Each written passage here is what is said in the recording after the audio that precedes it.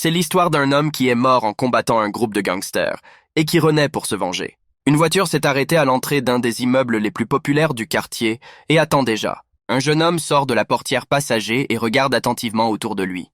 Deux hommes l'attendent pour l'escorter à l'intérieur. L'homme qui est venu ici est Lee Joo-hyuk, chef du département de développement stratégique de la DGE. Le héros continue à marcher, concentré sur quelque chose qui lui est propre.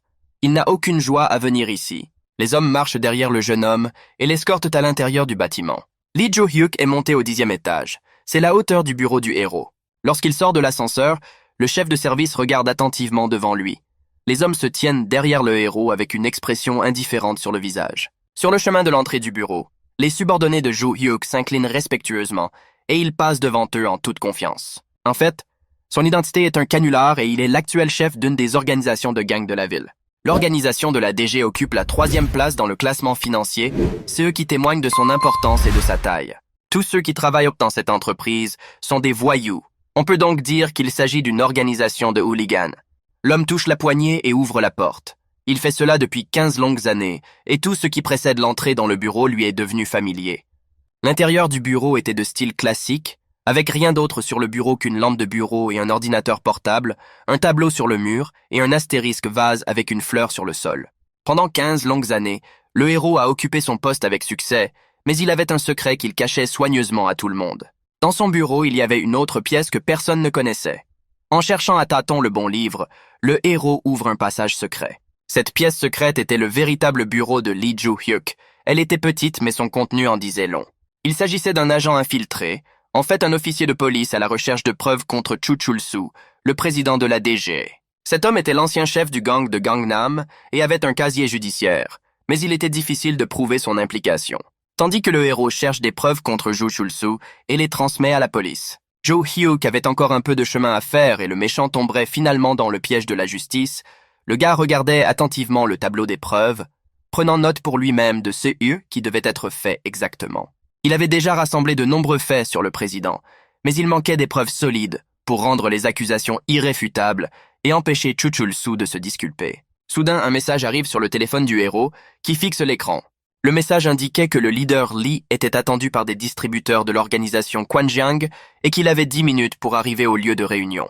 L'homme hésite, c'est un message inattendu, bien qu'il y en ait eu beaucoup dans sa vie au cours des 15 dernières années. Il décida que plus vite il résoudrait la situation, plus vite il se sentirait libre, et quitta la pièce secrète. Le héros met son masque habituel de chef Lee sur son visage et appuie sur le bouton de l'ascenseur. Joo-hyuk prenait des risques à chaque fois qu'il se rendait à ces réunions, et cela le rendait un peu nerveux.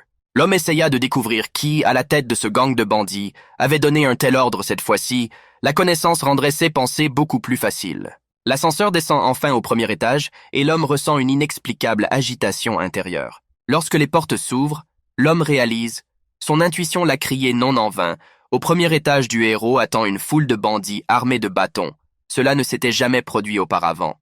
Les hommes ont reçu l'ordre de prendre Monsieur Lee vivant, et ils se sont jetés sur le héros. Il n'y avait nulle part où fuir. Le type était pris au piège, avec le mur de l'ascenseur derrière lui et un cercle serré de bandits en colère qui se tenaient juste à l'entrée de l'ascenseur. La seule arme du héros à ce stade était ses poings, mais il n'était pas d'une grande aide face au bâton. Et Joo-hyuk a compris que c'était la fin. Les hommes ont attrapé le héros et l'ont traîné hors du bâtiment. Lee Joo-hyuk reprend lentement conscience. Le monde flotte comme un brouillard. La première chose que l'homme voit, ce sont ses pieds. Puis la chaussure d'une autre personne est entrée dans son champ de vision. L'ouïe du héros a commencé à se rétablir. Joo-hyuk regarde vers l'avant, les yeux non fixés, et l'homme lui demande s'il est revenu à la raison. Le gars était assis, attaché à la chaise. Il avait repris ses esprits et était surpris. Il était sûr qu'il ne pouvait pas se trahir de quelque manière que ce soit. Joo-hyuk, 15 ans, avait réussi à jouer son rôle à la perfection. Un homme se tient devant le garçon et lui dit qu'il est impressionné par son talent et qu'il a un statut supérieur à celui de Joo-hyuk au sein de cette organisation criminelle. L'un de ses sbires arrache le ruban adhésif de la bouche du héros et Joo-hyuk décide de jouer son rôle jusqu'au bout. L'homme a fait semblant de ne pas savoir de quoi parlait son aîné. L'homme a regardé Joo-hyuk avec attention et a dit que Joo-hyuk connaissait bien ses motivations, car même dans une telle situation, le gars était capable de tenir tête à la plupart des bandits. Et il ajouta un peu plus calmement qu'il savait qui était vraiment le héros, ce putain de flic qui les avait menés par le bout du nez pendant si longtemps. L'homme considère qu'il est stupide de continuer à nier son implication dans les forces de l'ordre. Il a déjà compris que la situation était perdue d'avance pour lui. Le meneur de jeu a souri. Même dans une telle situation, Lee Joo-hyuk a gardé son sang-froid. Le subordonné lui a donné un paquet de cigarettes, et en enlevant une, le voyou a dit que de nos jours, les policiers étaient très têtus. D'où leur vient tant de caractère. Le héros voulut savoir comment les bandits connaissèrent la vérité sur lui, et interrogea sans détour le plus âgé d'entre eux. L'homme alluma une cigarette et se contenta de sourire, surpris que le garçon puisse se contenir aussi bien, même maintenant, alors que seule la mort l'attendait. Après avoir expiré la fumée, le bandit décida de répondre à la question, principalement parce qu'il ne savait pas qui avait livré Joo-hyuk, que l'ordre venait d'en haut, et qu'il ne faisait que ce que ses supérieurs lui ordonnèrent de faire. Le héros commence à réfléchir à qui aurait pu le poignarder dans le dos.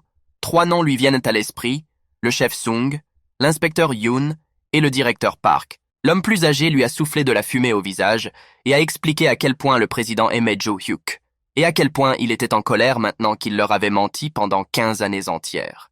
L'homme a dit que c'était dommage, parce que le gars était bon dans ce qu'il faisait pour l'entreprise. Le héros regarda le bandit avec haine.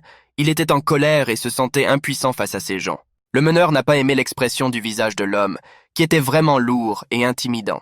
L'homme a jeté sa cigarette éteinte sur le sol et s'est éloigné de lui. Il écrasa sa cigarette avec le bout de sa botte et décida qu'il était temps d'en finir. Il avait déjà passé trop de temps avec ce type.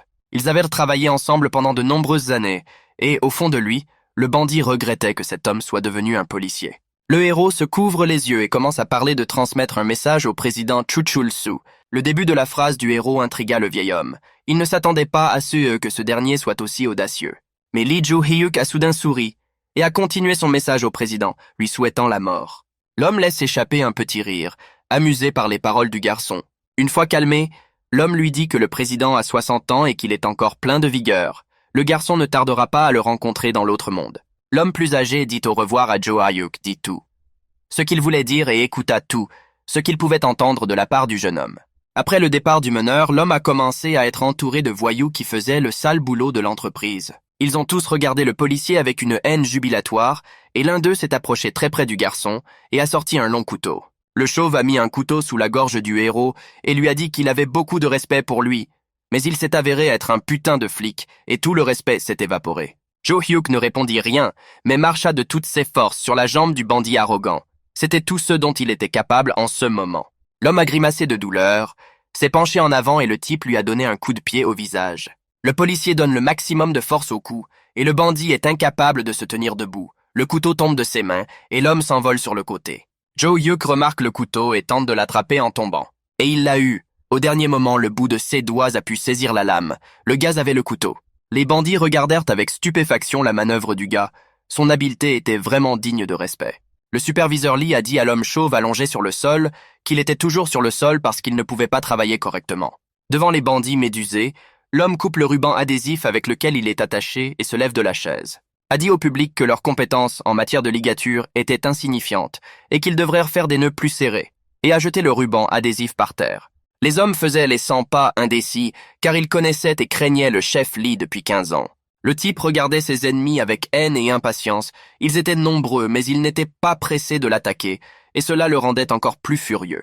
Il tenait le couteau devant lui. Il ne fallut pas longtemps pour provoquer les bandits. Ceux qui avaient des battes et des pistolets se jetèrent sur le gars en premier, suivis par le reste des moins courageux. Lee Joo-hyuk adopte une position de combat, prêt à attaquer. Le gars a esquivé une attaque au couteau du premier voyou et lui a donné un bon coup de pied dans l'aine. L'homme s'est envolé. Du coin de l'œil, le policier aperçoit l'homme qui tente de le frapper par derrière et le poignarde. Cependant, le bandit réussit à le blesser au côté. Il y avait beaucoup d'attaquants. Joo-hyuk se rendit compte qu'il ne pouvait pas tous les combattre. Ses minutes étaient comptées. L'homme s'est défendu avec acharnement contre les assaillants, mais les coups arrivaient à une telle vitesse qu'il ne pouvait plus suivre. Alors qu'il se défendait de face, quelqu'un derrière le policier portait déjà un autre coup. Ensuite, Joo-hyuk a raté un coup à la jambe. La lame a failli s'enfoncer complètement. L'homme grimaça, réalisant que sa vitesse de réaction s'était affaiblie depuis longtemps et qu'elle ne ferait qu'empirer à partir de maintenant. À ce moment-là, le garçon s'est souvenu du visage de son défunt père, de ce moment où il souriait. L'homme s'est souvenu d'une situation qui s'est produite il y a plusieurs années sur le quai d'une gare. Il s'agit d'un accident causé par un junkie. 12 personnes sont tombées sur les rails. Le père de Joo-hyuk les a sauvés en les aidant à monter sur la plateforme. Mais l'homme n'a pas pu se sauver. Il était en bas lorsqu'il a entendu le signal du train qui roulait à vive allure. Son père a pu regarder le visage de sa mort et maintenant Jo-hyuk fait de même. En éliminant les bandits un par un, le gars ne fait que retarder le moment propice, mais il est obligé de le faire pour emmener au moins quelques-unes des crapules avec lui. Dans ses pensées, l'homme a manqué un coup assez violent de la part d'un des bandits. Il pensa au fait que son père était probablement allé au paradis, et à ceux qui l'attendaient si l'enfant y allait aussi. L'un des méchants saisit ce moment et plonge un couteau dans l'estomac du héros, qui n'a plus la force de résister. Lorsqu'il était policier sous couverture, il a fait beaucoup de mauvaises choses, mais son père était un homme parfaitement brillant. Les bandits comprennent qu'il n'y aura plus de résistance, les forces de Leader Lee étant épuisées et se jettent sur lui. Les jambes du héros se sont transformées en coton absorbant et, sous la pression de la foule, il a perdu l'équilibre et a commencé à tomber en arrière. La dernière chose à laquelle il pensait à ce moment-là était de savoir si quelqu'un comme lui pouvait entrer au paradis. À cette pensée, Lee Jo-hyuk s'est évanoui. À travers un voile incompréhensible, le héros entend une mélodie de téléphone, la vision du gars est floue et il ne comprend pas ce qui se passe. Une chose dont il était sûr, c'est que quelqu'un s'obstinait à essayer de le joindre. Le long téléphone vibrant est tombé de la table sur le sol. L'écran affiche la date, mercredi 15 juillet 2005, 10h20. La date, mercredi 15 juillet 2005, 10h20. Jo-hyuk se rendit compte qu'il bougeait ses jambes et parvint même à s'étirer librement vers l'avant. Le garçon sursaute et ouvre les yeux. Une vieille lampe au-dessus de sa tête diffuse une chaude lumière jaune. Le héros tenta de se lever et y parvint du premier coup. Il cligna des yeux de surprise. Ce qu'il voyait n'avait rien à voir avec le ciel. Jo-hyuk voit qu'il est dans la chambre de ses parents, assis par terre, sa chaise renversée et son téléphone à proximité. Le type regarde l'écran de son téléphone. 2005, son père vient de mourir dans un accident. Le héros s'est assis sur le bord du lit, tenant toujours le téléphone dans ses mains. Il ne comprend pas ce qui se passe. D'une manière ou d'une autre, inexplicablement, ce type a pu remonter des décennies en arrière jusqu'à ce jour. En regardant par la fenêtre, le héros suggère que c'est peut-être grâce à son père. En effet, son père était un homme pieux qui a sauvé des dizaines de personnes au prix de sa propre vie et qui a peut-être aidé son fils depuis le ciel. Une telle explication pourrait être acceptée par Jo-hyuk, qui a regardé sa main. Et j'ai essayé de le fermer en un poing serré. C'était très réaliste. Le garçon sortit du lit et décida de regarder autour de lui. À première vue, c'était sa chambre. Un chéquier se trouvait sur la table, le héros l'a ouvert. Le type avait 200 millions de won sur son compte. A commencé à lire les dossiers, 100 millions que son père a obtenus pour son exploit et 100 autres millions qu'il a lui-même obtenus après avoir obtenu son diplôme. Il a lu le nom de l'une des transactions et a souri. Il voyait maintenant quelque chose qu'il n'avait pas remarqué auparavant. Le nom de l'entreprise ne l'ayant manifestement pas convaincu. Log Publishing était une société écran utilisée pour faire diversion. À l'époque, il faisait partie de l'unité de reconnaissance du QG. Après 4 ans de service, chaque soldat reçoit 100 millions au moment de sa libération. L'homme cherchait à gagner de l'argent et il a trouvé ce montant très attractif. Il a donc fait une demande sur place. Au cours de son service, il a appris les techniques de combat à main nue et a acquis une expérience inégalée. Le héros voulait aider son père, qui élevait seul l'enfant. En s'en souvenant des années plus tard, le héros s'est rendu compte de la stupidité de son acte. Jo-hyuk remet le chéquier sur la table et décide que c'en est fini de ses tâches ménagères. L'homme s'est levé de sa chaise et a décidé que c'était le bon moment pour aller se promener. Derrière la fenêtre se trouvent les maisons du quartier où il vit avec son père. Alors qu'il fait déjà nuit, le héros se promène dans Seongpag, qui n'a pas encore été reconstruit à cette époque. Lee Jo-hyuk marche tranquillement dans les rues familières de son enfance, et le fait qu'il soit revenu dans le passé lui semble incroyable. Le garçon passa devant la boutique, où il allait souvent boire un verre après la mort de son père, s'oubliant souvent dans l'alcool à cette époque, se languissant de la seule personne qu'il ait jamais connue. Puis il a vécu comme un vagabond, noyant ses émotions, son chagrin au fond d'une autre bouteille. L'homme n'a rien remarqué jusqu'à ce que son compte en banque commence à se vider rapidement, et il a alors pris des mesures. Le héros lève les yeux au ciel et respire l'air du soir à plein poumon. A dit qu'il n'aurait pas dû devenir policier à l'époque. Il expira, car ce qui s'était passé alors appartenait au passé, mais il ne referait pas une telle erreur. Le héros décida de ne plus s'autoriser à penser au passé, et s'arrêta juste devant l'enseigne du bar karaoké. Jo-hyuk a d'abord cru que l'endroit était fermé, mais l'enseigne était toujours en place. Mais lorsqu'il s'est souvenu que nous étions en l'an 2005, il s'est rendu compte que le karaoké fonctionnait toujours, et il a été très heureux de pouvoir y retourner. Il était une fois un homme qui travaillait dans un bar karaoké et dont le propriétaire le traitait très bien. Dans la mémoire du héros, c'était une époque formidable. Jo-hyuk s'est immédiatement demandé comment l'homme vivait maintenant, autant le savoir. Soudain, des cris parviennent aux oreilles du héros, qui se met en alerte et tend l'oreille. Le bruit provenait du sous-sol où se trouvait le karaoké. Des clients éméchés s'indignaient et réclamaient de l'alcool.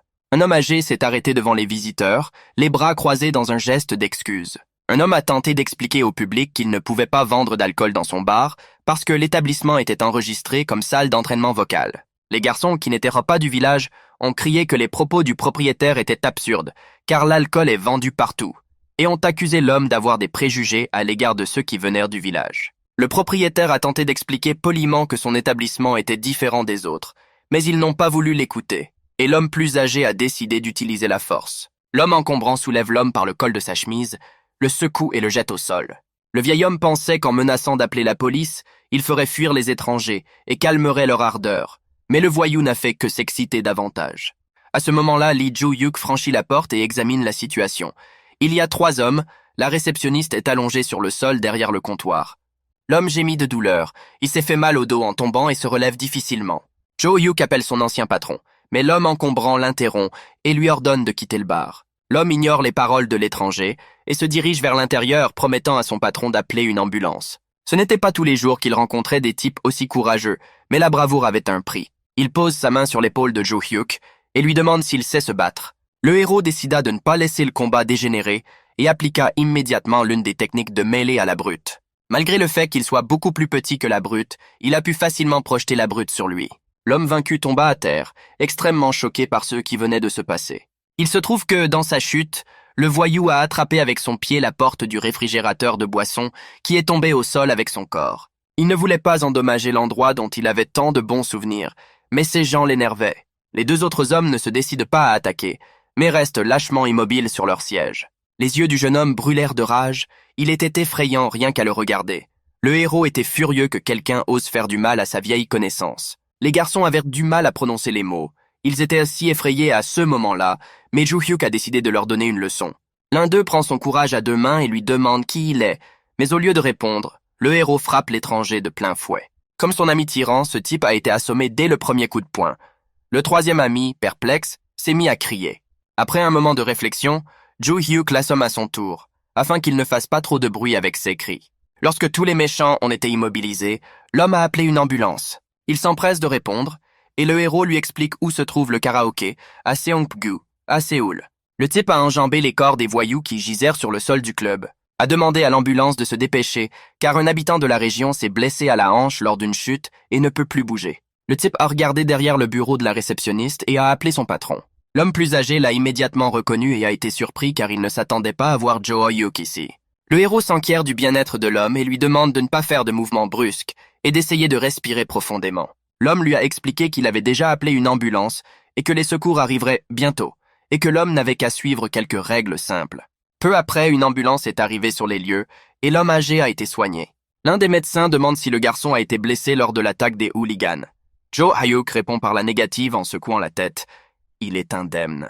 L'ambulance est partie, emmenant la victime à l'hôpital tandis que l'homme a laissé le karaoké à un ancien employé. Après avoir fermé les portes du club, le héros s'est rendu dans l'arrière-salle où il a enfermé les hooligans.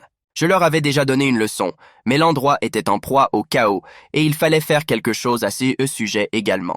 Le type ouvre la porte de l'arrière-boutique. 3 paires d'yeux le fixent. Il est évident que les hommes se sont déjà remis de la bagarre. Les hooligans se sont excusés, mais cela n'a pas vraiment dérangé le gars, qui voulait savoir comment ils allaient réparer le dommage causé à sa vieille connaissance.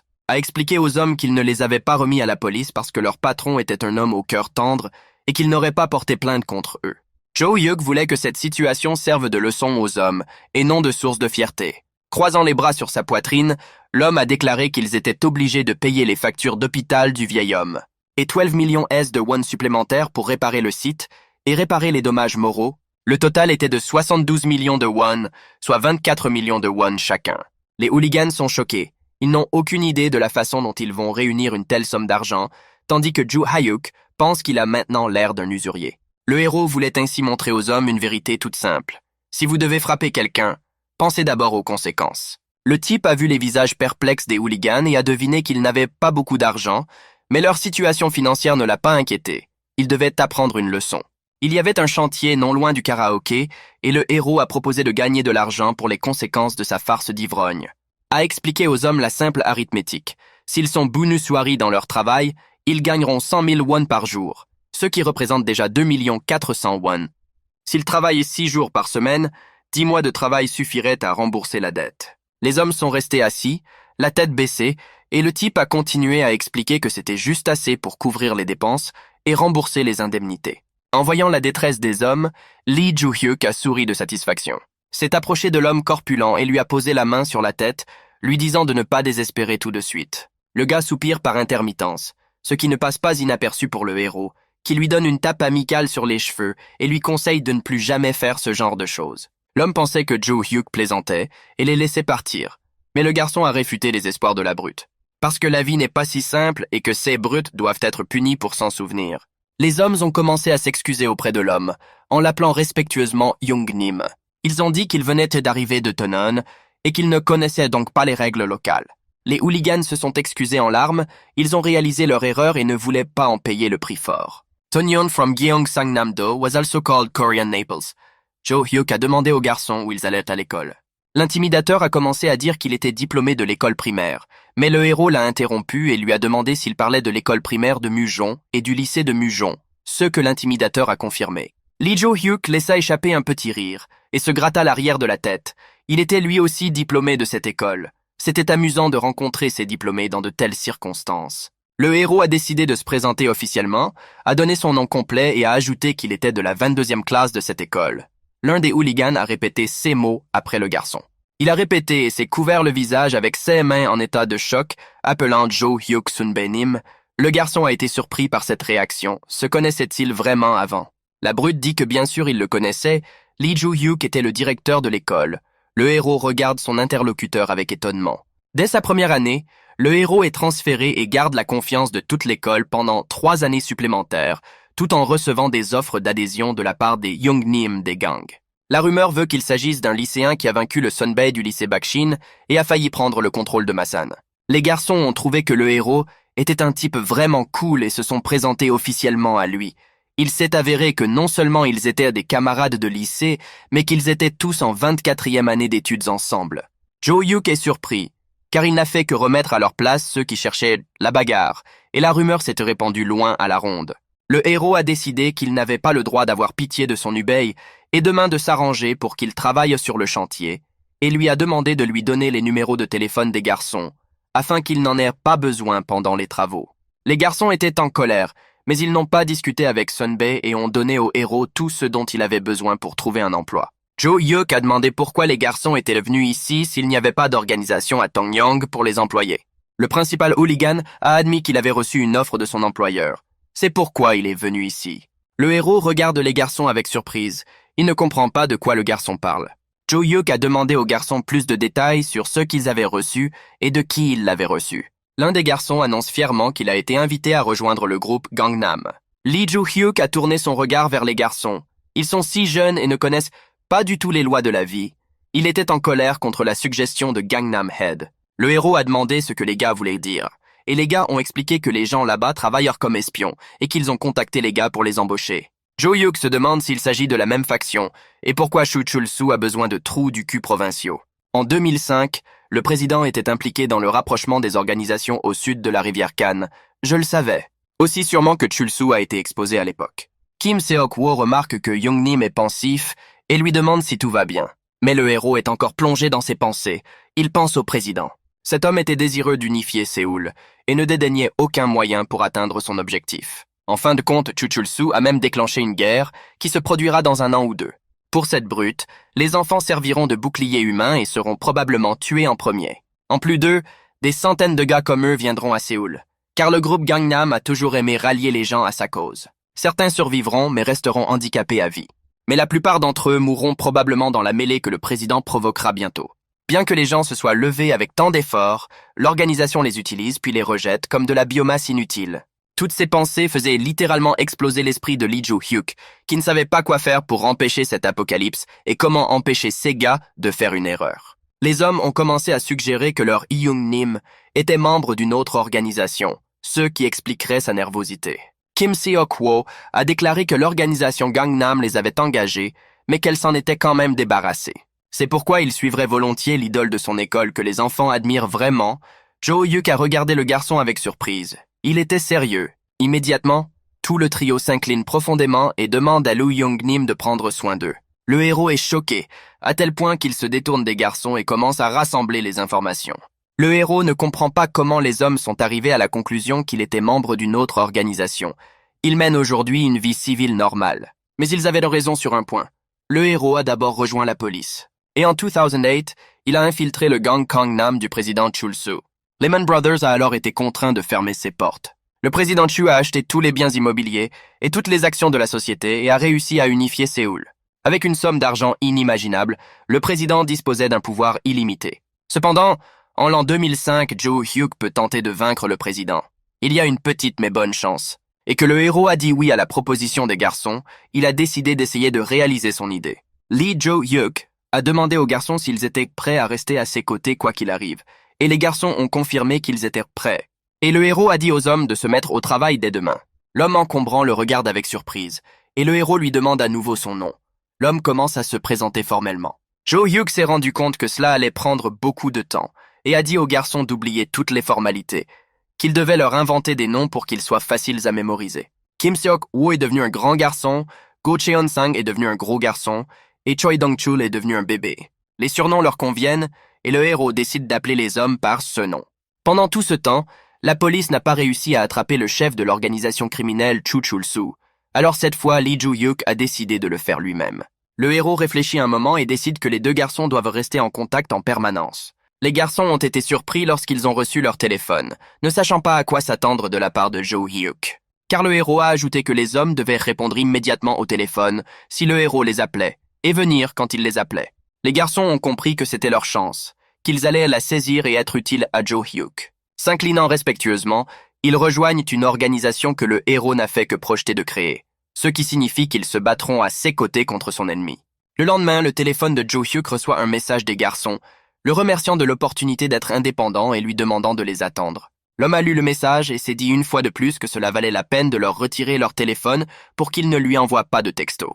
Jo-hyuk ne plaisantait pas lorsqu'il a dit qu'ils iraient travailler le matin. Le gars leur a trouvé un emploi sur un chantier de construction comme il l'avait promis au début. En jetant le téléphone, l'héroïne se dit que les garçons ne sont pas inutiles et que ces messages ne sont qu'un moyen de se rapprocher d'eux.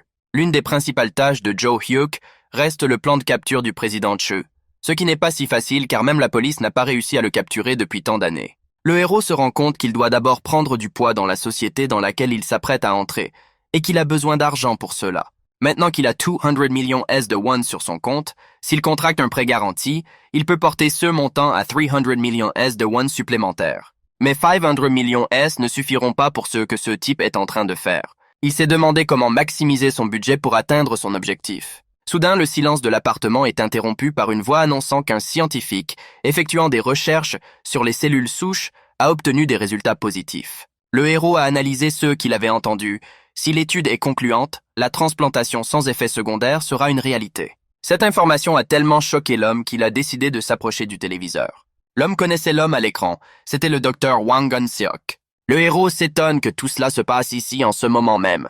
Les recherches du docteur Wang marqueront sans aucun doute la science et la médecine. Les travaux de recherche du docteur Wang Won-seok étaient basés sur le clonage animal. L'étude de cet homme affirme que les cellules souches embryonnaires pourraient être utilisées pour créer des parties du corps humain. Lorsque l'étude a été rendue publique, de nombreux médecins ont commencé à faire des expériences sur des patients en phase terminale. Mais il s'est avéré que c'était un gros mensonge. Après la révélation de la vérité, le cours de l'action de la société du médecin s'est effondré, de même que les espoirs de nombreuses personnes qui croyaient en lui. Jo-hyuk réalise alors que c'est sa chance de devenir riche car il connaît toute l'histoire de ce tricheur. Avant le scandale, la valeur des actions restera extrêmement élevée, ce qui jouera en faveur du héros lorsqu'il s'agira d'accumuler la somme nécessaire à son entreprise. 500 millions de won n'étant pas suffisant, il était temps d'augmenter la mise. Jo-hyuk décide de demander un prêt rapide pour acheter suffisamment d'actions. Le héros n'a aucun doute sur le succès de son idée, et c'est avec confiance qu'il ouvre la porte du bureau des créanciers. L'homme le salue dans l'embrasure de la porte, surpris de voir un si jeune homme à la porte de son entreprise. Devant l'homme se trouvaient des bouteilles d'alcool et un cendrier avec une cigarette fumante. L'homme n'avait pas l'air frais. L'étranger fixa le garçon qui venait d'entrer et lui demanda ce qu'il avait amené dans son entreprise. Jo-hyuk ignore la question de l'homme et pose la sienne se demandant si l'homme est le propriétaire de l'entreprise. Il s'est avéré qu'il n'était qu'un pion. Le type n'étant pas en mesure de discuter de ses pensées avec qui que ce soit d'autre, Il a dit qu'il voulait juste parler à son patron.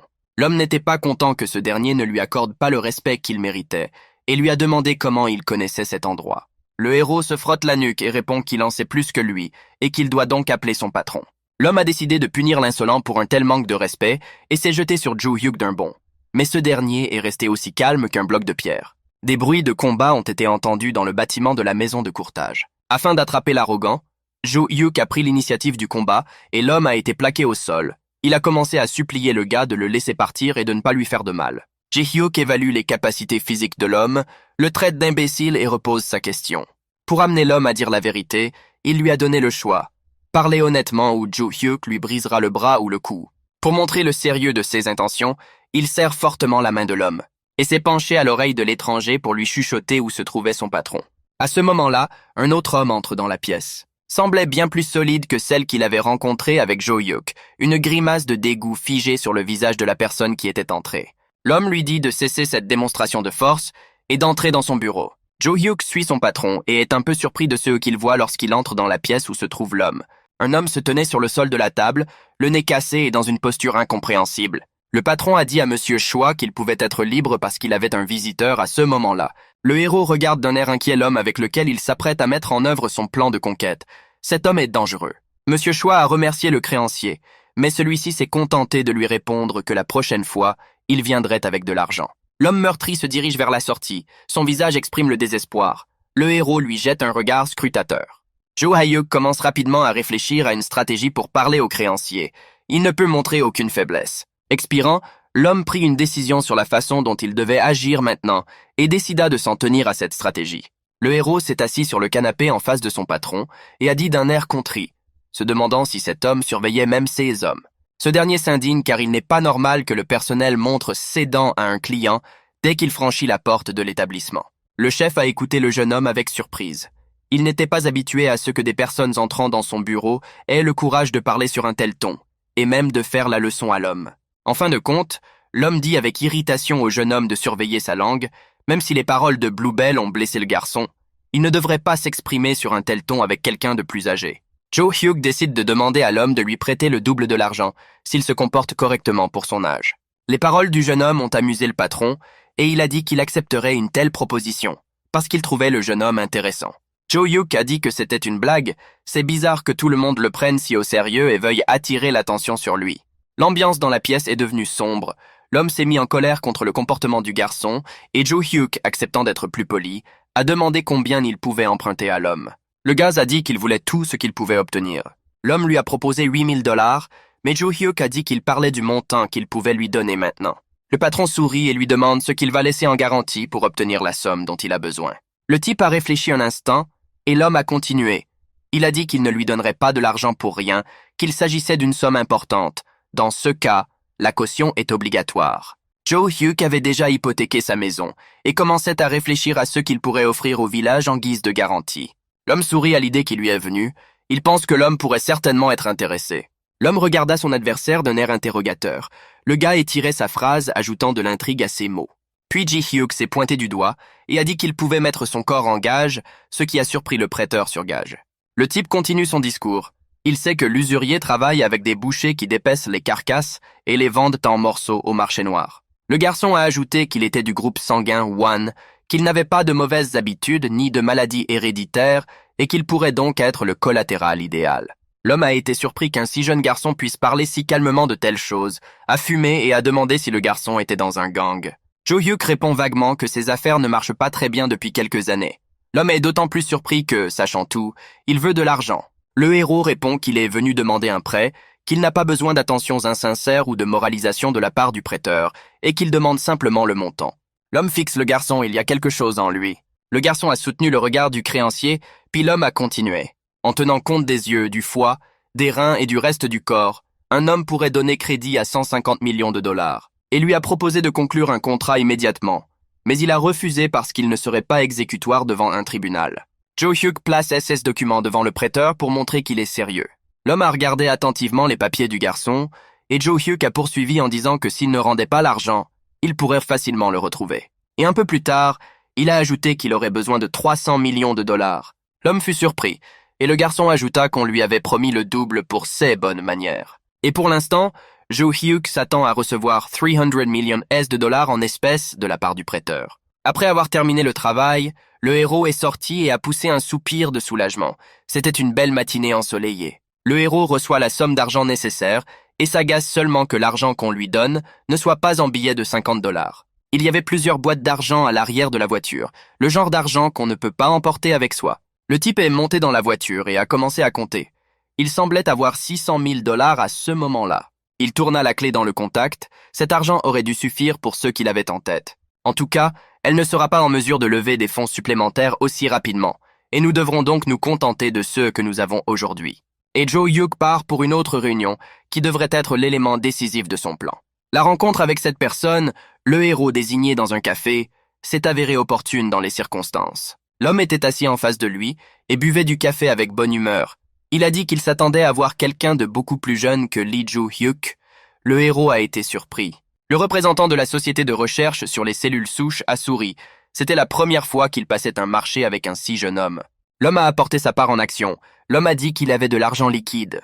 Le héros estime que le début de son affaire s'est plutôt bien déroulé, le plan commençant lentement à fonctionner et à prendre de l'ampleur. Va maintenant acheter à bas prix des actions de Madison Poster, l'entreprise où le célèbre médecin a effectué ses recherches. Ces actions ne sont pas encore cotées en bourse, mais sont déjà considérées comme des devises. Lorsque le médecin annoncera ses recherches au public, le cours de l'action montera en flèche, et ce sera la faveur d'un héros. Lee Joo-hyuk voulait acheter des actions avant qu'elles ne soient introduites sur le marché du Kosdaq, et il a suggéré à l'homme de poursuivre l'opération.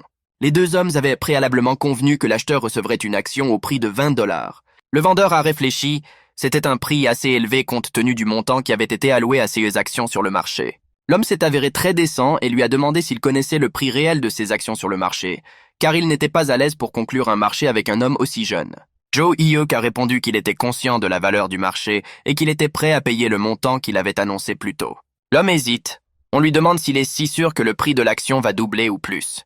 Ceux qui travaillent dans ce domaine depuis longtemps savent bien sûr que le prix des actions varie constamment. Aujourd'hui, elles ne valent rien, et demain, elles seront équivalentes au coût des lingots d'or. L'homme a souri et a dit qu'il ne croyait qu'au docteur Wang Woon-seok et qu'il pensait donc que ce montant était approprié. Les hommes ont placé les caisses d'argent dans le coffre d'une autre voiture, ont conclu le marché et ont fait leurs adieux. L'homme a vu à quel point le jeune homme était heureux de l'accord et a pensé. Bien sûr, il était heureux d'avoir vendu les actions à un prix supérieur à celui du marché, mais il tenait à avertir son interlocuteur. Avant qu'il ne s'éloigne trop, l'homme l'a appelé, et Joe Hyuk a tourné la tête, surpris.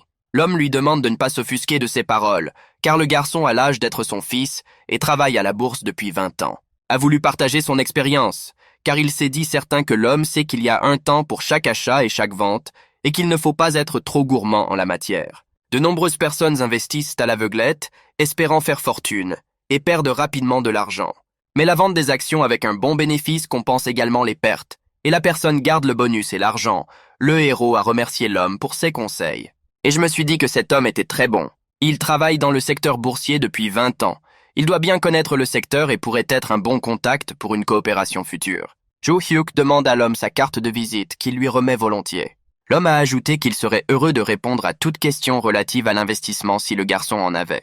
Sur ce, les deux garçons se sont quittés, tous deux satisfaits de la conversation et de l'issue du marché. Le héros est monté dans la voiture et a bouclé sa ceinture de sécurité.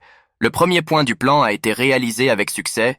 C'est une petite victoire. Il était temps de passer au point suivant du plan, alors le gars a appelé le grand gars. L'exclamation joyeuse de Kim Seok-hwa est sortie du haut-parleur. Le gars était vraiment heureux d'entendre Young-nim. Joe Hyuk, d'un ton autoritaire, lui dit de se rendre à l'adresse qu'il recevra le soir dans le message. Les amis du grand homme observent la conversation avec étonnement. Eux aussi sont curieux de savoir quel genre d'âne a été donné à leur chef taciturne. Dans la soirée, l'homme est arrivé à l'endroit indiqué dans le message, à savoir le bâtiment d'une boîte de nuit très populaire dans cette partie de la ville. Le club comptait de nombreuses beautés, et le grand homme était heureux d'avoir reçu une telle commande de la part de Young-nim. Des amis l'accompagnent et sont bien décidés à passer une bonne soirée. Après tout, ce soir, ils peuvent s'amuser. Lee Joo-hyuk a regardé les garçons et s'est couvert le visage avec la paume de la main, ce qui n'est pas exactement ce qu'il avait imaginé. Le héros leur a donné sa carte bancaire et leur a demandé d'acheter des costumes décents à la place de ses vêtements. Les garçons ne comprennent pas pourquoi ils doivent changer de vêtements, car selon eux, ce qu'ils portent maintenant est élégant, mais ils acceptent de se plier à la demande du patron. Après avoir revêtu des vêtements plus appropriés, la compagnie est retournée au club, et le héros a demandé qu'on ne l'appelle pas monsieur dans la rue, car c'était étrange pour les autres. Chang Opak salue les clients de l'établissement. Aujourd'hui, il est le serveur personnel de cette entreprise. Le serveur a demandé où les invités voulaient aller, mais le grand gaillard n'a pas compris son initiative et s'est remis en mode intimidation. A regardé le gars d'un air menaçant et lui a demandé pourquoi il devait lui raconter chaque chose. Le serveur s'est excusé. Le serveur propose d'emmener la compagnie dans la chambre d'amis et Lee Jo-hyuk se dit que ce grand gaillard ne réfléchit jamais avant de dire quoi que ce soit. Le héros décide d'intervenir dans la conversation des deux hommes et calme le grand homme en lui disant que tout va bien. Jo-hyuk demande au serveur de les escorter jusqu'à une table libre. En entendant l'offre du serveur, les garçons sont choqués. Ils n'ont pas d'argent pour s'amuser. Le grand homme s'approche du héros et lui propose de partir pour sauver la face, mais cette option n'est pas du goût de son patron. En baissant la tête, les garçons suivent amicalement leur sunbae. Jo-hyuk a commandé de la bière, de l'alcool et des snacks. Les gars étaient contents, mais ils ne voulaient pas réserver une chambre. Ce serait trop cher pour eux en ce moment. Après avoir terminé la commande, le type a laissé partir le serveur. Il était évident que ses subordonnés n'étaient pas à l'aise avec l'argent. Peu à peu, de nouvelles personnes sont venues au club. La scène et la piste de danse sont devenues plus animées. Ji-hyuk boit une gorgée d'alcool et regarde autour de lui. Cela faisait longtemps qu'il n'était pas allé dans les clubs de Jangdam-dong. Le garçon remarque qu'il y a beaucoup de tables, mais peu de monde pour un endroit aussi populaire. La participation à la soirée étant extrêmement faible, notre héros a un autre plan ingénieux. Le type a décidé d'acheter l'endroit et d'en faire un club normal où l'on pouvait entrer sans réservation. Le héros savait que Chu Chul-soo gagnait maintenant de l'argent en faisant des affaires illégales à Gangnam. A besoin de beaucoup d'argent et de ressources pour déclencher une guerre, elle fait probablement tout ce qu'elle peut pour recruter davantage de personnes dans ses rangs.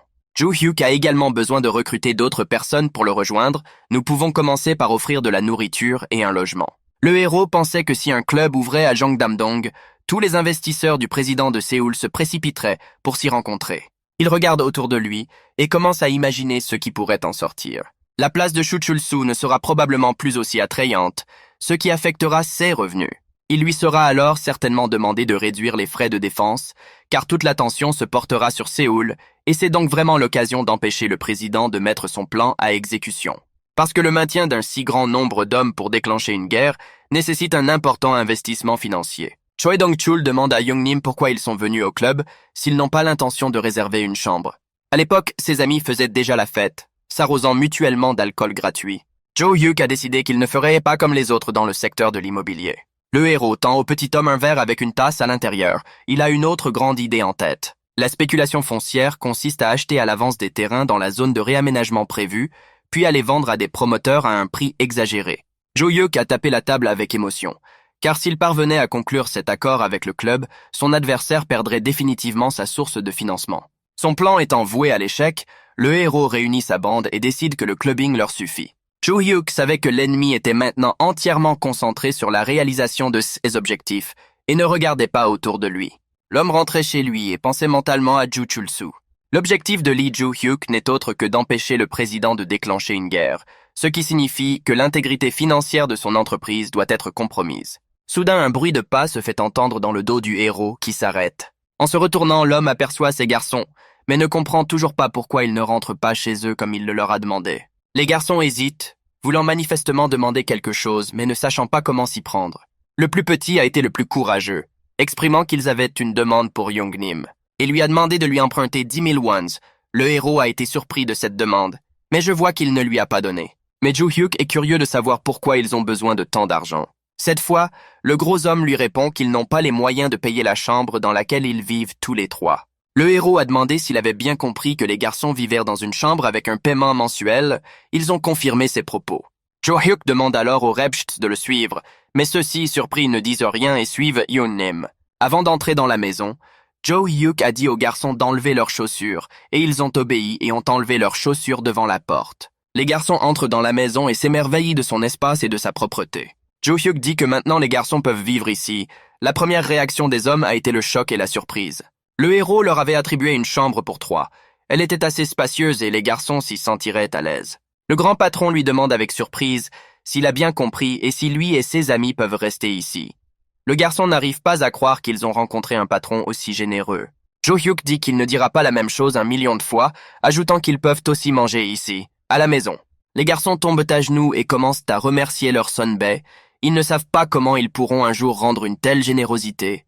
Le héros a honte. Les garçons continuaient à se lamenter sur la chance qu'ils avaient d'avoir Hyungnim, et le garçon leur dit d'arrêter et d'aller se coucher, car il faisait déjà nuit sur la montagne. Le matin, le héros décide de vérifier la situation du marché et les nouvelles concernant l'entreprise dont il a acheté les actions l'autre jour. Ce qu'il a vu sur l'écran de l'ordinateur a choqué Jo-hyuk. Il ne pouvait pas croire qu'une telle chose s'était produite. D'après le graphique, lorsque 5 transactions réussies sont effectuées d'affilée, le prix de l'action augmente de manière significative. Le héros a laissé entendre qu'en raison des effets de l'alcool, il avait sous-estimé l'influence du docteur Hwang Woon-seok. Les journaux étaient pleins d'articles sur ce médecin. Comme Jo-hyuk l'avait prévu, Snoopy, le chien cloné, est apparu et le prix de l'action a atteint un sommet. L'examen des rapports boursiers rappelle au héros qu'il a fait la même chose dans sa vie antérieure. Parmi les gangsters qui ont fait des choses terribles, il y avait un groupe dont le travail consistait à gérer les prix des actions. Ils ont progressivement acheté des actions d'une société donnée, et avec l'aide d'intermédiaires, ils les ont piégés dans des contrats. Pour attirer les investisseurs, ils diffusent de fausses informations. Et lorsque la quantité a atteint le bon niveau, les stocks ont été rapidement écoulés. Ils vendaient tout et disparaissaient sans laisser de traces, et le cours de l'action s'effondrait ensuite. Les investisseurs qui s'y fiaient ont subi d'énormes pertes. Ils savaient que beaucoup d'entre eux avaient perdu la vie, incapables de faire face aux problèmes auxquels ils étaient confrontés. L'homme serra les poings. Il était impliqué dans la mort de ces gens. Après tout, il faisait la même chose que ces bandits. Bien sûr, le gars avait une excuse valable. Il faisait cela sous couverture, à manipuler à la fois des innocents et des gangsters pour accomplir sa mission. Cependant, ces temps sont révolus, et le héros a décidé de ne plus laisser ce genre de choses entrer dans sa vie. La seule préoccupation de Jo-hyuk est désormais de savoir quel sera le meilleur moment pour vendre les actions qu'il a achetées. Je me souvenais qu'il y avait eu une flambée du prix de cette action, mais je ne me souvenais pas de l'heure exacte de la vente. Et c'était mauvais signe. Une carte de visite de l'homme à qui il a acheté les actions, le directeur de l'Institut de recherche sur les investissements John Ho, a attiré l'attention du héros. Jo-hyuk y a réfléchi, le nom de cette personne lui était familier, mais il n'arrivait pas à se rappeler d'où il venait. L'homme a commencé à regarder la carte de visite et à se rappeler où il avait pu entendre parler de cet homme. Soudain, Jo-hyuk a eu une révélation et s'est exclamé « Si le nom de cette personne était vraiment John Ho, s'il était vraiment cet homme. » Celui qui a vendu des actions au héros est devenu une véritable légende dans le monde de l'investissement à l'avenir. Dans le passé, Jo-hyuk a décidé de calculer les revenus de John Ho, et le chiffre l'a surpris parce qu'il était très élevé. Le héros réalise qu'il a affaire à un homme dont la fortune s'élèverait à des dizaines de milliards de dollars. Le garçon se souvient de l'avertissement de l'homme d'acheter et de vendre des actions par étapes et décide d'essayer de le mettre en pratique. Ce processus a pris beaucoup de temps, mais le héros a persisté dans sa quête pour vaincre le président Chu et il n'a pas abandonné. Quelques clics de souris et Jo-hyuk effectue les transactions. A décidé de suivre les conseils de l'homme et a commencé à libérer des actifs petit à petit. Il est heureux d'avoir rencontré un homme comme John Ho et d'avoir reçu de lui de bons conseils en matière d'investissement. Le graphique montrait une image intéressante et l'homme a décidé qu'il était nécessaire d'analyser la situation du marché. Le garçon a commencé à faire des calculs. Il a décidé de trouver le bénéfice total si le montant initial était de 20 dollars par action, et les chiffres l'ont impressionné. 91 milliards de wons, c'est la somme que Jo-hyuk a pu gagner grâce à cette opération financière. À l'époque, l'homme était incroyablement heureux de connaître l'avenir et de pouvoir utiliser ses connaissances à bon escient. Cependant, c'était encore trop peu pour la victoire. Bien que ce soit un début réussi, il est important de ne pas se relâcher davantage. Ce type a besoin de 10 milliards supplémentaires pour restaurer le club, et avant cela, il doit rembourser son prêteur. Le héros réfléchissait aux endroits où il pourrait continuer à emprunter de l'argent, et un nouveau plan lui est venu à l'esprit. Jo-hyuk décide de rendre une nouvelle visite aux usuriers, à qui il a emprunté 300 000 dollars. Comme la dernière fois, un homme n'a pas remboursé sa dette et a décidé de s'enfuir. Ils ont décidé de lui donner une leçon. Un homme vêtu d'une chemise léopard battait un autre homme, et a décidé que 50 coups de batte suffiraient à le punir. L'homme a commencé à s'excuser et à dire qu'il paierait la totalité de la dette tout de suite, à condition qu'il ne soit pas battu. Mais le créancier se méfie de ses paroles, car le débiteur tente de s'enfuir sans payer la dette, alors qu'il a de l'argent. Jo-hyuk décide de faire connaître sa présence et se rend à un endroit bien en vue devant l'établissement. L'homme se souvint de la situation désagréable avec ce type et se méfia. Il ne voulait pas le rencontrer à nouveau, surtout pas si tôt. En plaisantant, le héros demande si ces types ne sont pas des enfants des ténèbres, puisqu'ils ont décidé de faire les choses sans lumière. Les créanciers se demandent comment ce type est arrivé ici, mais il ignore leurs questions et demande à être remis avec le patron. Le tatoué s'indigne de la nonchalance avec laquelle le jeune étranger s'exprime, L'homme à la chemise léopard tente de désamorcer la tension, mais ses compagnons s'emportent déjà. Hiro n'est pas déconcerté. Il réitère sa demande une dernière fois et ajoute qu'il commence à s'énerver. Comme on pouvait s'y attendre, les hommes n'ont rien écouté de ce que leur ami leur a dit et ont continué à provoquer une bagarre, voulant donner une leçon à l'homme arrogant. Sans réfléchir, le héros abattit son poing sur le visage du plus bavard du trio bagarreur. L'homme recula et ses yeux se révulsèrent, le coup était assez fort. Deux de ses autres compagnons ont également reçu un coup de pied et ont volé à la suite de leur ami.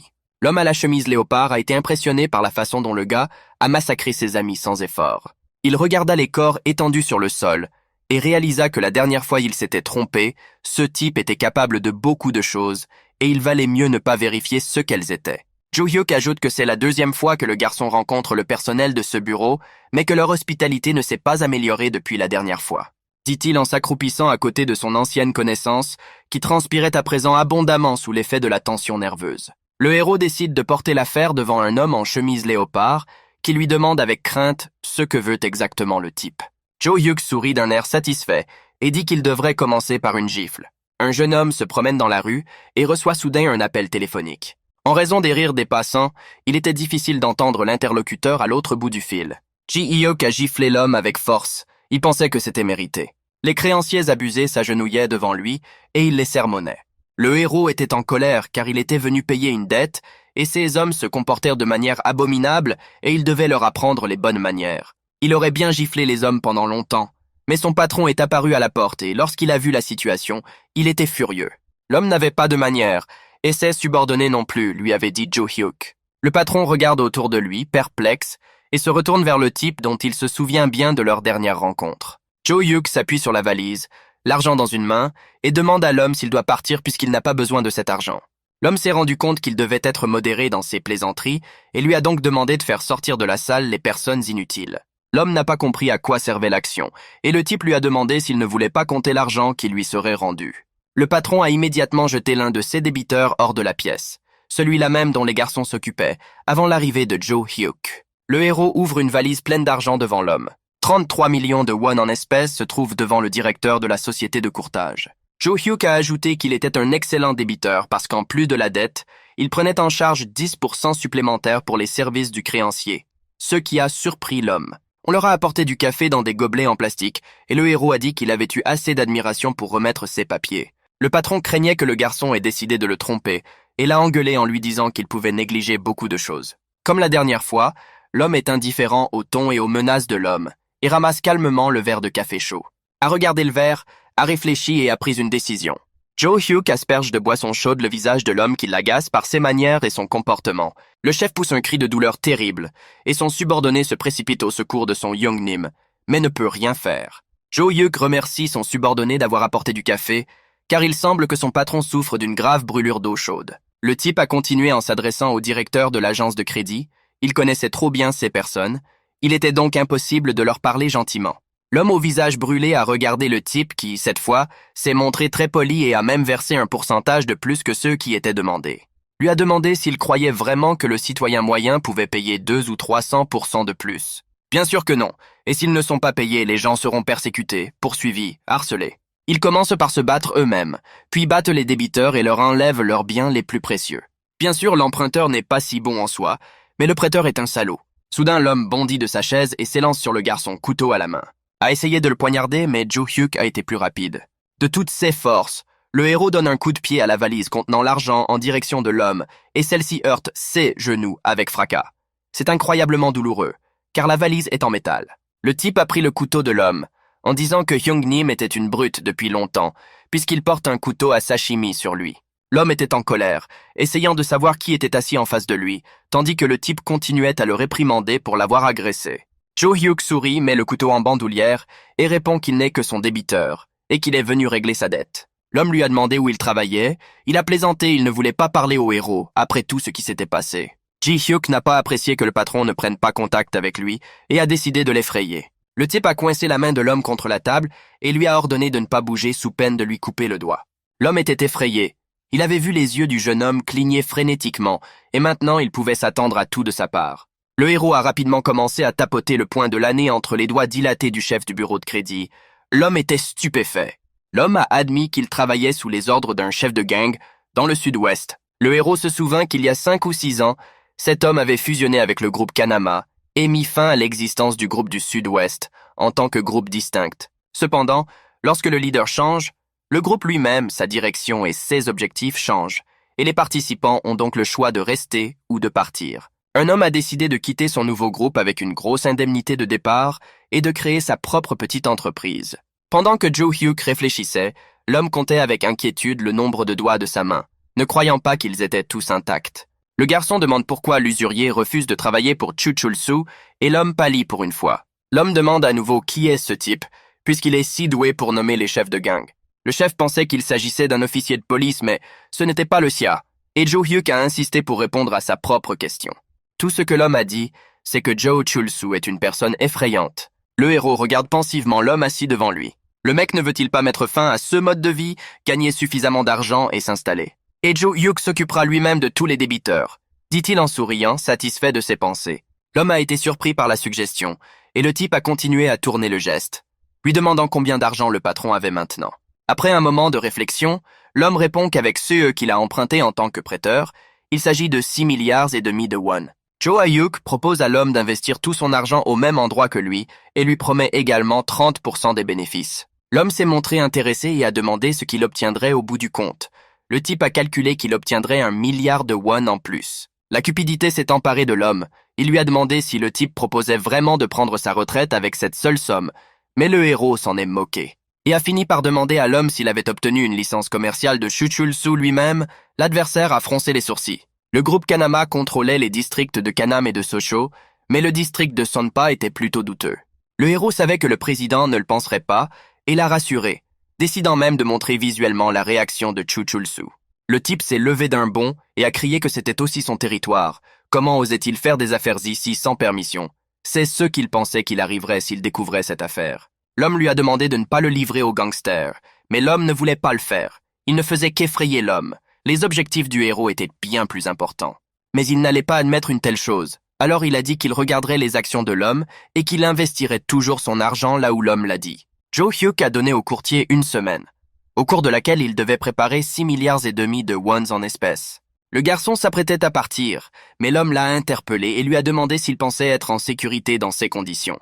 Dans le passé, l'homme était un gangster, et il ne pardonne pas si facilement les infractions, et l'homme devra être constamment sur ses gardes.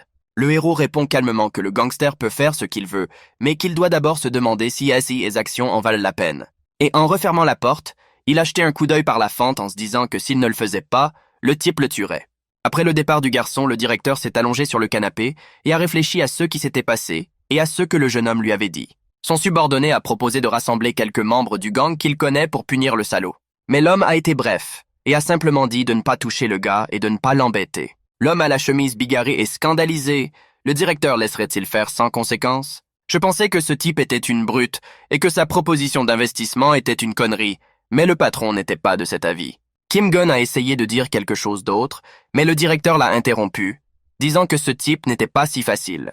Après avoir parlé à Joe Hugh, le réalisateur s'est rendu compte qu'il avait eu une vie difficile, ce qui signifie qu'il a des années d'expérience et qu'il est facile pour lui de tuer quelqu'un. Si Kim Gun décide de s'engager avec ce jeune homme pour une vengeance insensée, il quittera le monde plus tôt qu'il ne le voudrait. Il n'y a donc qu'une seule issue, investir, au moins ils pourront économiser de l'argent, ce qui est déjà un avantage. Kim Gun était originaire de Cheongju et le réalisateur de l'île d'Ulongdo. En écrasant sa cigarette dans le cendrier, le directeur a ajouté qu'il ne voulait pas retourner sur l'île et qu'il irait donc aussi à Cheongju. Joe Hugh s'est assis dans sa voiture et s'est dit qu'il n'avait toujours pas assez d'argent pour ce qu'il allait faire pour écraser son ennemi. Soudain, il se souvient de John Ho, cet investisseur cool, qui pourrait peut-être l'aider. Il avait sa carte de visite dans la poche de son pantalon et l'homme décida de ne pas interrompre la conversation. Lee Joo-hyuk compose un numéro et prend rendez-vous au bureau de l'homme. L'homme l'a remercié pour le bénéfice de l'opération et pour ses conseils opportuns. John Ho a fait preuve d'humilité et a déclaré que cet avantage était évident, mais qu'il était bon pour lui de vouloir prendre le risque. Après avoir échangé quelques phrases, Joe Hyuk demande à l'homme de l'aider à comprendre les actions, car il a des questions. L'homme a carrément demandé à l'investisseur si les actions de Madison Poster allaient perdre de la valeur, et l'homme a hésité. L'investisseur a estimé à 99% qu'ils allaient tomber, ce qui a surpris l'homme et lui a demandé la raison de cette opinion. L'homme a expliqué que le prix de l'action a grimpé en flèche juste au mot « cellule souche », et naturellement, si le prix de l'action a été réduit par la suite. L'homme était en effet une figure légendaire et, après cette conversation, le héros n'en était que plus convaincu. John Ho s'est rendu compte que son interlocuteur était intéressé par les opérations de crédit et a commencé à lui présenter les différentes options. En effet, lorsque le cours d'une action baisse, vous pouvez réaliser un bon bénéfice sur une opération de prêt ou une vente rapide. Et si tout se passe comme prévu, le profit est garanti, et le gars savait que ce serait le cas. Cho Hyuk est donc allé à l'essentiel. Il voulait maximiser ses profits, et pour cela il avait besoin de ce spécialiste. Après avoir réfléchi, l'homme lui a dit qu'il pouvait lui prêter 10 millions tout de suite. Cho Hyuk explique qu'il a besoin de plus, que les actions vont certainement perdre de la valeur et qu'il est prêt à donner la moitié de ses bénéfices à Jung Ho. L'offre était assez alléchante et la confiance de l'homme était manifestement étayée par certaines informations. L'homme a fait remarquer qu'il existe une variable de 1% sur le marché boursier qui ne peut être déterminée, de sorte qu'il est impossible de connaître avec certitude la situation boursière. L'homme craignait de perdre de l'argent, ce qui est compréhensible, et il a donc dévoilé ses cartes. Elle a indiqué le montant de son capital actuel et a assuré que si le montant de la perte dépassait 9 milliards et demi, elle vendrait toutes ses actions et rembourserait la dette. L'homme est impressionné par l'ouverture d'esprit de Joo Hyuk et accepte de lui prêter 2 milliards de won. Le soir, le héros s'est assis devant l'ordinateur et a analysé avec diligence la situation du marché. Il avait une somme importante entre les mains et ne pouvait pas se tromper. À la porte se trouvent les garçons qui habitent maintenant dans la pièce voisine. Ils reviennent du chantier. Lorsqu'il ouvre la porte, le jeune homme est surpris. Les visages de ses amis sont couverts d'échymoses et d'écorchures. Il a sorti une trousse de premiers secours et a commencé à leur demander ce qui leur était arrivé. Les garçons ont déclaré que certains voyous de l'organisation étaient venus sur le chantier pour perturber les travaux. Et malgré le fait que les bandits soient venus avec des barres de renfort, les garçons n'ont pas résisté à leurs assauts.